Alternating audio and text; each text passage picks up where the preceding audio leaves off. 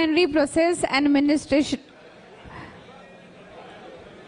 of losses। हमारे speaker Shri Mahendra गाड़िया जी, मैं चाहूंगी जोरदार तालियों के साथ हमारे आज के एक्सपर्ट स्पीकर का स्वागत करें, जो आपको अगले टॉपिक के बारे में कुछ टेक्निकल इंसाइट्स देंगे। सर नमस्कार। Madhya Bharat oil mill owners association का एवं यहाँ पधारे सभी सदस्यों का एवं मेहमानों का मैं अभिनंदन करता हूँ इतनी अच्छी संगठन बनाने के लिए और उससे जुड़ने के लिए। और मुझे यहाँ दो शब्द बोलने के लिए, मेरा प्रेजेंटेशन के लिए मुझे जो समय दिया उसके लिए भी मैं आपका धन्यवाद करता हूँ। वक्त की नज़ाकत देखते मैं ज़्यादा समय नहीं लेते हुए मैं डायरेक्ट अपने विषय पर आना चाहता हूँ। मुझे जो विषय दिया गया है refine process and minimisation of loss, ये विषय थोड़ा सा मैं सुधार दूँ। रिफाइनिंग प्रोसेस नहीं है, न्यूट्रलाइजिंग प्रोसेस या वॉश प्रोसेस है वो। रिफाइनिंग प्रोसेस इसके बाद में आरंभ होती है, इसलिए थोड़ा सा सुधारण करता हूँ। और मैं सोचता हूँ आपने भी वही अपेक्षा किया है मुझसे। मैं इस विषय पर आने के बाद में सबसे पहली बात अभी आकाश भाव के एक जो उन्होंने हमने मार्गदर्शन दिया उसके ऊपर दो शब्द बोलना चाहूँगा। आकाश भाई, हमारी सबसे बड़ी समस्या जो होती है, हम डे वन से हमारी एक ही समस्या होती है, बाकी सब समस्या हम सुलझा लेते हैं। पहली समस्या जो रहती है वो समस्या है कुशल लेबर की। हमारे कोई कुशल लेबर नहीं मिलते और वो इसलिए नहीं मिलते कि इसके यहाँ कोई स्कूल कॉलेज कोई क्लासेस कोई कोर्स नहीं है। उद्योग प्रशिक्षण केंद्र के अंदर कई जगह पर आकाश भाव कई उद्योगों के लिए कुशल लेबर तैयार करने की एक प्रक्रिया है, लेकिन ऐसी कोई प्रक्रिया मैंने नहीं सुनी कि जहाँ पर ऑयल मिल का फिटर तैयार होता हो। ऐसी कोई कहीं है नहीं प्रोविजन। तो मैं आज यह एसोसिएशन के माध्यम से मैं आकाश भाव को रिक्वेस्ट करना चाहूँगा। मेरा बहुत अधिकार भी उनसे बहुत घनिष्ठ संबंध है पारिवारिक, इसलिए मैं उनसे एक निवेदन करना चाहूँगा कि इसके ऊपर विशेष तौर पर ध्यान दिया जाए। हमारे लेबर की हमारी समस्या यह है कि हमारे लेबर को हमको खुद को ही तैयार करना पड़ता है। ऑयल मिल वाला सब जुगाड़ जमा सकता है, लेकिन उसको लेबर वाला पहले तो लेबर तैयार करना और उसके बाद में दूसरी समस्या कुशल लेबर करना, मतलब उसको ट्रेनिंग ही हमको देना है। अब हमारे को अगर सब आता रहे तो हमने ये ऑयल मिल के धंधे में क्यों गिरना। तो ऑयल मिल के धंधे में अगर गिर रहे तो उसके बाद में हमको खुद को हमारा सीखना पड़ेगा। सीखने के लिए कोई स्कोप नहीं है, हमको तैयार करना पड़ेगा। वो लेबर एक रहता है, वो ऑयल मिल के अंदर काम करता है, काम करते करते वो सरकी ढकलना, तेल खींचना और उसके बाद में वो फिटर बन जाता। बाद में तो जिस मिल वाले को कुछ नहीं आता वहाँ फिटर साहब भी बन जाता हो या मास्टर जी बन जाता हूँ। पर ये हमारी समस्या। पर वो फिटर बनता, मैंने आज तक के कहीं ऐसा नहीं सुना कि कोई फिटर ग्रेजुएट हो, शायद देखा था होगा भी। मतलब वो जो आदमी लेमैन है, कुछ पढ़ा लिखा नहीं, वो कुछ दिनों में फिटर बन जाता और हमारा कुछ नॉलेज नहीं है इसलिए वो मास्टर साहब बन जाता। मेरा ये कहना है कि कोई आदमी ने बूट पॉलिश करना ज़रूरी नहीं, लेकिन उसको करते आनी चाहिए। मैं उसी दौर से गुजरा हूँ। मैं एक डिस्क्लेमर कर दूँ कि मुझे यहाँ क्यों बुलाया गया है, इसका खुलासा मैं ही दे दूँ। मेरा 55 साल का तजुर्बा, मैं नॉन टेक्निकल पर्सन हूँ, कॉमर्स ग्रेजुएट हूँ और मेरी ज़िंदगी की शुरुआत मजदूरी से किए हुए 15 दिन डामर रोड पर काम किया। महाराष्ट्र कॉटन फेडरेशन में 9 महीने चपरासी रहा हूँ, कारंजा जोन में, वहाँ से शुरुआत की है। इसलिए मैं जो भी बोलूँगा उसके ऊपर आप कितना ट्रस्ट करना है आप नक्की करो। कोई प्रॉब्लम रहे तो मनीष भाई को, इरफान भाई को, उनको पकड़ना। पर मैं जो भी बोलना चाहता हूँ, मैं इसी तरीके से काम करते करते मेरे कुछ एक्सपेरिमेंट में मेरे दोस्त लोगों के साथ शेयर करता था। उन लोगों की तरफ से मुझे अप्रिसिएशन मिलता था, मेरा हौसला बढ़ता गया और वो ऐसे में से कुछ दोस्तों ने आपके सामने मुझे खड़ा कर दिया। उन दोस्तों को धन्यवाद देता हूँ विशेष तौर पर। अब मैं अपने विषय पर आता हूँ कि ऑयल मिल की जो न्यूट्रलाइजिंग प्रक्रिया है, थोड़ा सा मेरा गुजारिश है उधर कि थोड़ा प्लीज़, मैं तब तक आगे नहीं बढ़ूँ अगर ये आवाज़ बंद ना हो तो। ये जो ऑयल मिल की न्यूट्रलाइजिंग प्रोसेस है, ये बोलने के बाद में हमारे सामने जो पिक्चर खड़ा होता है वो पिक्चर ऐसा है कि क्रूड ऑयल, उसके बाद में एक वेसल, कॉस्टिक सोडा और पानी। अब ये चार चीज़ों की प्रक्रिया में एक्सपर्टीज क्या हो सकते हैं, लेकिन उसके अंदर इतने छोटे छोटे मोड है। वो छोटे छोटे मोड क्या है इसका मैं आपको परिचय देना चाहूँगा। 2-4-5 मिनट में, 10 मिनट में, आधे घंटे में ये सब चीज़ बताना बहुत डिफिकल्ट है। फिर भी मैं मेरे तरफ से प्रयास करता हूँ, लेकिन इतना नक्की कहता हूँ कि 15 दिन अगर कोई तहे दिल से कोशिश करे तो इसमें बहुत अच्छी तरीके से हम तरक्की कर सकते हैं। उसमें से कुछ मुद्दों के ऊपर है ये प्रोसेस।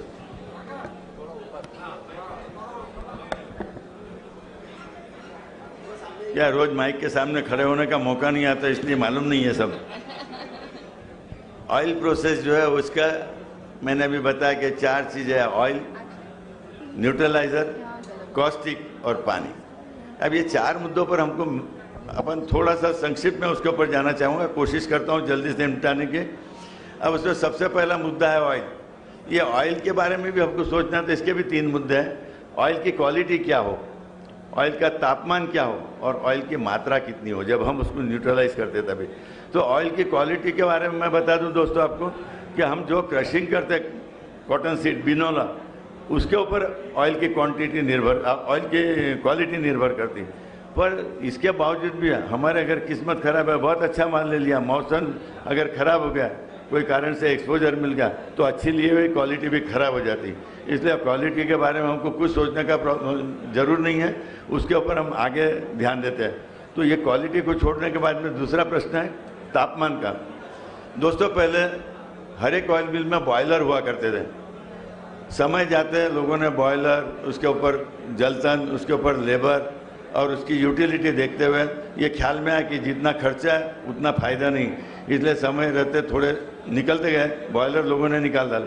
कुछ लोगों के मिल में अभी भी 3-3.5 टन वाले ड्रायर है, अपने बॉयलर है और उसके अंदर कॉइल लगे हुए हैं, वो कॉइल उन्होंने नहीं निकाले, वो भी निकालना चाहिए। क्यों, ये मैं आगे बताऊँ।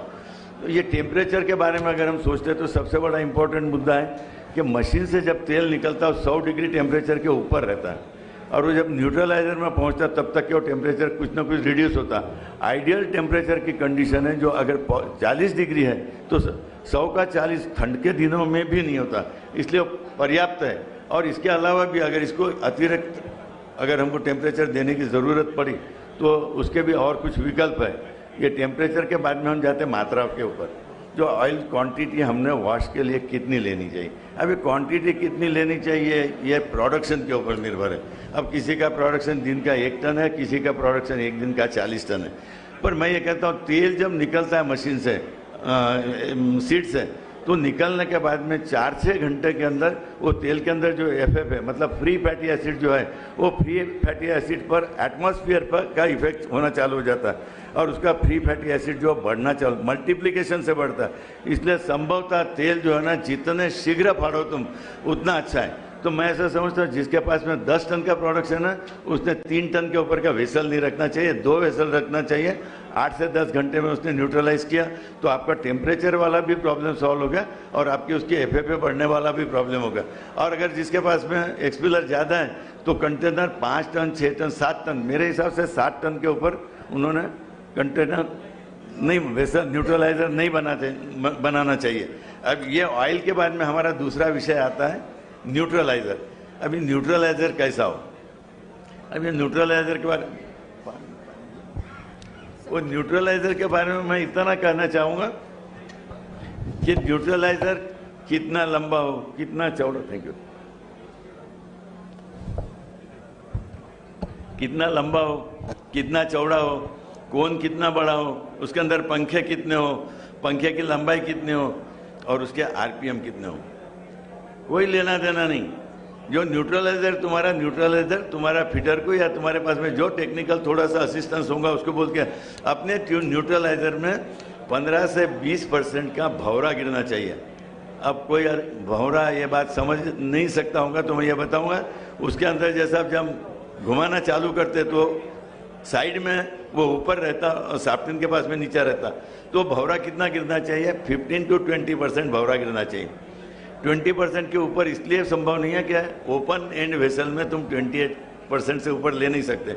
अब फॉर एग्जांपल अगर 72 इंच का अगर आपका डायमीटर है तो 72 इंच में 15 से 20% का भंवरा यानी 11 से 15 इंच का भंवरा तुम्हारा होना चाहिए। साफ्टिन के पास में तेल की हाइट और सराउंडिंग में तेल की हाइट जो है वो दोनों के बीच का अंतर 11 से 14 इंच होना चाहिए।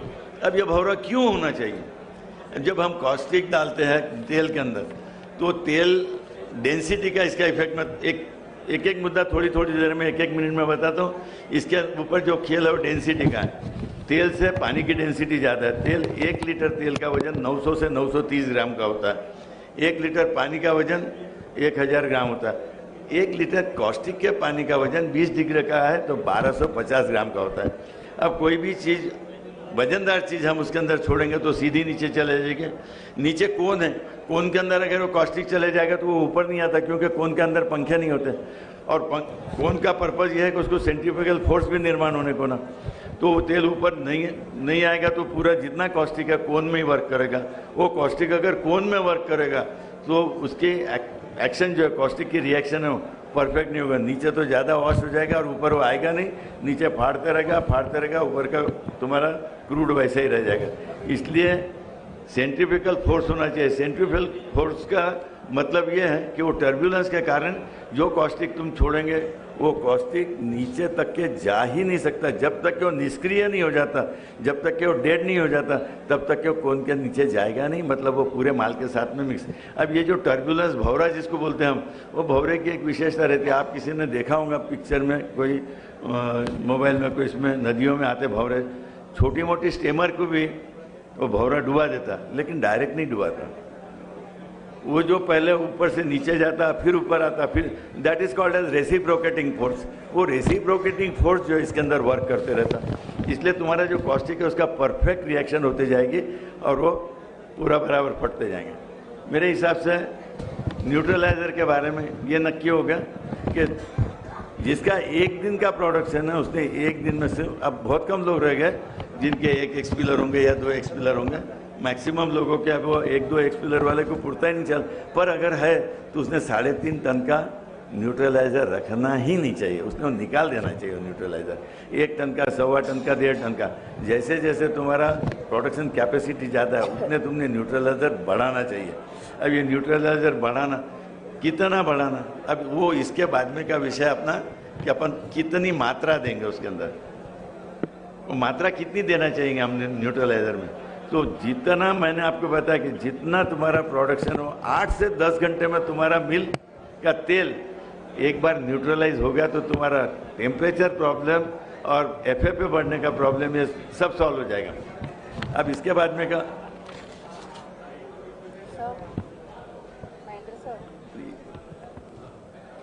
में का विषय है पानी और कॉस्टिक। दोस्तों मैं जो बताना चाह रहा हूँ वो अभी व्हाट्सएप पे आता है, बिल्कुल नया है। इमीडिएट देखिए, लॉन्च करिए, शेयर करिए, फॉरवर्ड करिए। वैसे आइटम मैं बोल रहा हूँ पानी के बारे में। मुझे नहीं लगता आज तक के कोई लोगों ने ये पानी के विषय में बहुत ज़्यादा, होगा कोई मेरे जैसा 2-4-5 लोग होंगे जिन्होंने पानी, मैं आपको एक खास तौर पर बताना चाहूँ तो इतना इम्पोर्टेंट रोल है पानी का कि पानी अगर आप वापर रहे न्यूट्रलाइज करने के लिए, जो कॉस्टिक के अंदर डालने के लिए, वो पानी आपने किसी भी सूरत में बोरिंग का पानी नहीं वापरना चाहिए। और अगर बोरिंग तुम्हारा म्यूनसिपालिटी की स्कीम का या एमआईडीसी के स्कीम का भी पानी आता है तो उसको टेस्ट करने का ज़्यादा से ज़्यादा 30 सेकंड का काम है, 1 मिनट का काम है। एक बार टेस्ट करो, आपको परमानेंट रिकॉर्ड 100 का हार्डनेस, उससे ज़्यादा हार्डनेस नहीं होना चाहिए। वो 100 के हार्डनेस के ऊपर क्यों नहीं होना चाहिए कि जो पानी उसके अंदर हम कॉस्टिक में डालते हैं वो जो 96% फ्लेक्स रहता है, 100% सॉलिड रहता है। सॉलिड कोई वापरता नहीं, फ्लेक्स ही वापरता। उसके अंदर जब तुम पानी डालेंगे, वो पानी के अंदर अगर इतने मिनरल्स है, जितने हार्डनेस है, तो कॉस्टिक को 70% का बना देता है। वो कॉस्टिक आगे जो तुम्हारी एक्टिविटी करेंगे और 70% ही एक्टिविटी रहेंगी जब वो गिरेगा तभी उसमें। और वो गिरने के बाद में भी और एक इम्पॉर्टेंट मुद्दा आपने किसी ने गौर नहीं किया होगा, जब उसके अंदर हम कॉस्टिक डालते हैं और उसके बाद में जो गाद बनता, वो गाद के अंदर वो हार्डनेस जाता ना, वो गाद के अंदर का हार्डनेस जो है, गाद तुम्हारा 2 महीने पड़ा रहेगा तो गाद तुम्हारा उसका कंपोजिशन होके, वो गाद की क्वालिटी खराब होके, कार्बन होके या उसकी क्वालिटी डिटोरिएट होके गाद भी तुम्हारा अच्छे भाव में नहीं बिकता। अगर वही गाद पानी तुमने अच्छा वापरे, अब ये पानी अच्छा वापरेंगे कैसा, अगर तुम्हारे पास में प्रोविजन ही नहीं है तो उसको सॉफ्टनर लगा सकते हैं, resin based softener, not electrolysis based softener. Electrolysis based softener जो है वो उसके अंदर का हार्डनेस कम नहीं करता, उसको सेपरेट करता, लेकिन कुछ घंटे के बाद में वापस वो मिक्स कर देता। इसलिए रेजिन बेस्ड सॉफ्टनर अब मैं ये सब मुद्दों के ऊपर इतने आसानी से, इतने जल्दी, ये 15 मिनट के शायद अभी मैडम खड़े हो जाएंगे, आपका समय होगा, तो मैं और 5-7 मिनट लगेंगे। तो हर एक छोटे छोटे, मैं इसका कोई चीज़ का इम्पोर्टेंस बढ़ा के और बस सस्पेंस करके नहीं रखना चाहता हूँ। मैं जब तक जीवित हूँ तब तक के शाम को 4-5 बजे के बाद में अगर कोई भी मुद्दा समझ में नहीं आया है तो कोई भी मुझे फ़ोन करेगा, मैं मेरी सेवा देने के लिए उपलब्ध रहूँगा। कॉस्टिक कितना डालना चाहिए, ये इंपॉर्टेंट मुद्दा है, और सबसे ज़्यादा इंपॉर्टेंट मुद्दे पर मैं अभी बोलने वाला हूँ। कॉस्टिक दोस्तों कितना डालना चाहिए, बहुत से लोगों के दिमाग में है कि कॉस्टिक कितना डालना चाहिए। अपने रिफाइनर्स के नॉर्म्स है, 35 का कलर, 0.15 FFA, मॉइस्चर 0.1, ब्लीचिबिलिटी 5-7 साल से मालूम है, पहले तो अभी भी कुछ मिल वाले यार ब्लीचिबिलिटी क्या रहती, अभी भी बहुत से लोगों को नहीं मालूम। तो जो तेल का कलर उतरने की जो क्षमता है उसको ब्लीचिबिलिटी बोलते हैं, वो 30% अलाउड है। ये जो अलाउड है उतने पे हम पहुंच गए, होगा काम खलास। अगर हम 35 का कलर ले लिया, 0.15 FFA ले लिया और MI भी ले लिया बराबर, ब्लीचिबिलिटी आ गई, हमारा पैसा नहीं कटेगा। पर मैं आप सबसे, कोई ऐसा मत सोचना कि मैं कोई रिफाइनरी वाले ने पटा के मुझे लाया है। मैं आपको टेक्निकली, साइंटिफिकली ये चीज़ प्रूव करके बताऊंगा। कॉस्टिक तेल, कॉस्टिक उतना डालना चाहिए कि तुम्हारा कलर 30 का नहीं आना चाहिए, 35 का नहीं आना चाहिए, 25 से 30 का आना चाहिए। दोस्तों, मेरा दलाली का धंधा है, इसमें से बहुत से लोग मेरे कस्टमर हैं, उसमें से मैं ऐसे बहुत से लोगों को जानता कि जिनका शायद ही साल भर में कभी 25 का भी कलर आया हो। 22, 25, 26, 27 उसके ऊपर कलर नहीं आता, ऐसे कई लोगों को मैं जानता हूँ। और पुराने लोग और दिन ब दिन उनकी तरक्की होते जा रही, नहीं तो दीवाला पीट गया होता उनका, बंद करने की नौबत आ गई तो दूसरा कोई धंधा करते हैं। पर 28-30 का कलर क्यों लेना चाहिए? आग्रह ये रखो कि 28-30 का कलर लो, क्यों लेना चाहिए? तो हम जब कॉस्टिक डालते तेल के अंदर तो 1 किलो कॉस्टिक 1000 किलो तेल का इमल्शन करता है। 1 किलो कॉस्टिक इमल्शन किए हुए तेल का 1000 किलो को न्यूट्रलाइज करता है। और 1 किलो कॉस्टिक न्यूट्रलाइज हुए हुए तेल के अंदर डाले, तुमने 3 किलो भी ज़्यादा डाले तो तुम्हारा 500 ग्राम भी गाद नहीं बनता, क्योंकि वो सेपरेटेड फॉर्म में नहीं चलता हो, उसका न्यूट्रलाइजेशन और बढ़ेगा। इसको बहुत आसान तरीके से बताऊं कि अपने कपड़े अगर गंदे हो तो उसमें हम साबुन डाल के धोते हैं, उसको साबुन थोड़ा सा कम लगा तो बराबर साफ नहीं निकलते, थोड़ा ज़्यादा लगा कपड़े थोड़ी कम हो जाते हैं। उसकी तेल की क्वालिटी, हाँ तेल में नुकसान तब होगा जब तुम कॉस्टिक के अंदर तेल डालेंगे। तो 1 किलो कॉस्टिक के अंदर तेल, ध्यान कीजिए हम तेल में कॉस्टिक डाल रहे हैं, अगर कॉस्टिक के अंदर तेल डालेंगे तो 1 किलो कॉस्टिक 10 किलो तेल का साबुन बना सकता है। लेकिन अगर तुमने तेल के अंदर कॉस्टिक डाले, पूरे वेसल में तुम्हारी 500 ग्राम की भी फर्क नहीं पड़ेंगे। ये मैं साइंटिफिकली, टेक्निकली, लेबोरेटरी किसी भी सूरत में मैं ये बताने के लिए तैयार। और एक चीज़ मैं आपको निवेदन कर दूं कि मैं यहाँ जो भी कुछ बोल रहा हूँ मेरी उम्र के लिहाज से मत सुन लेना, आयोजकों ने बुलाया करके मत सुन लीजिए। इसमें से कोई भी चीज़ आपको चैलेंजिंग लगे, यहाँ खड़े रह के पूछने की अगर मैनेजमेंट परमिशन देते हैं तो हरकत नहीं तो बाहर मत निकालने देना मुझे, मैं उसके साथ में बैठने के लिए तैयार हूँ। जो भी बोलेंगे उनको मैं साइंटिफिकली ये प्रूव करके दूंगा। और ये सब करने के बावजूद अब बहुत से लोगों के दिमाग में दोस्तों एक विचार आएगा कि यार 35 का कलर निकाल लेंगे, सब कर लेंगे, लेकिन कोई क्वालिटी क्रूड की इतनी खराब है कि जिसका 30 का क्या, 28 का क्या, 35 का भी कलर नहीं आ सकता। ऐसी सूरत में क्या करेंगे?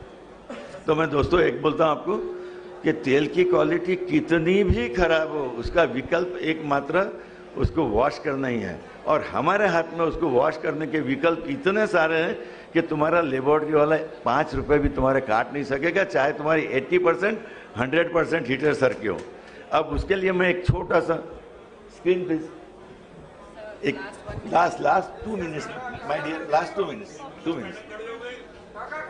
yes, continue.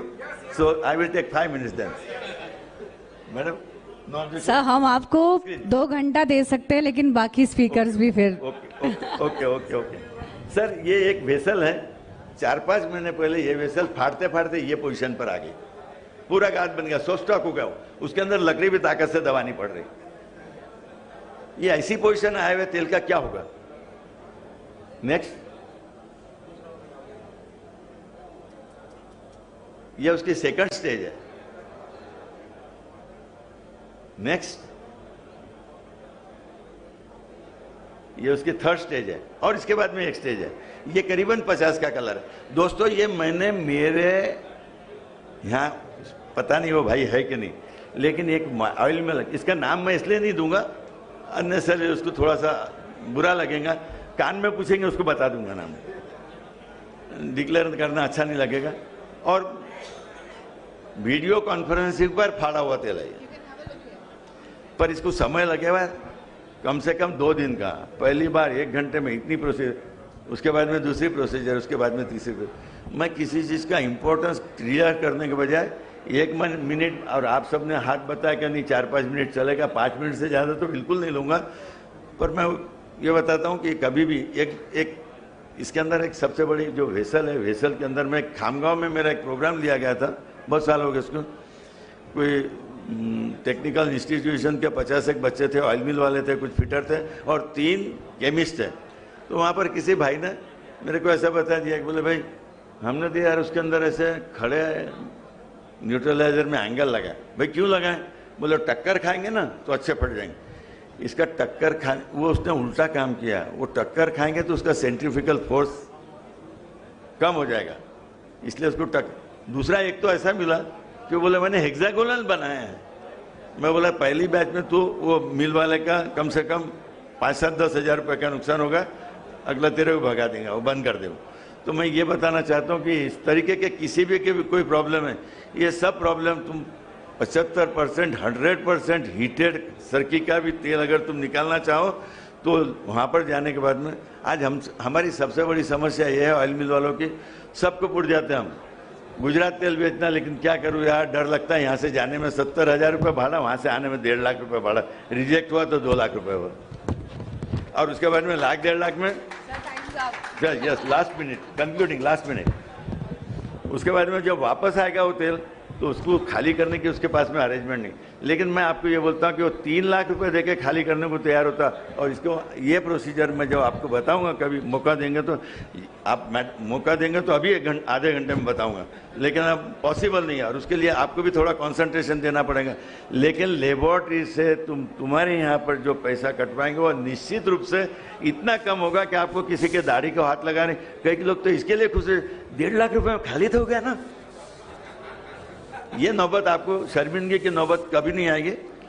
लास्ट 3 सेंटेंस कि तेल फाड़ते समय क्या मत न करें, तेल में कभी भी नमक ऑयल प्रोसेस में न डालें। वो अगर जीएलसी टेस्ट हुआ तो 28 का भी कलर है तो आपका तेल रिजेक्ट हो जाएगा, आपको वापस लाना पड़ेगा।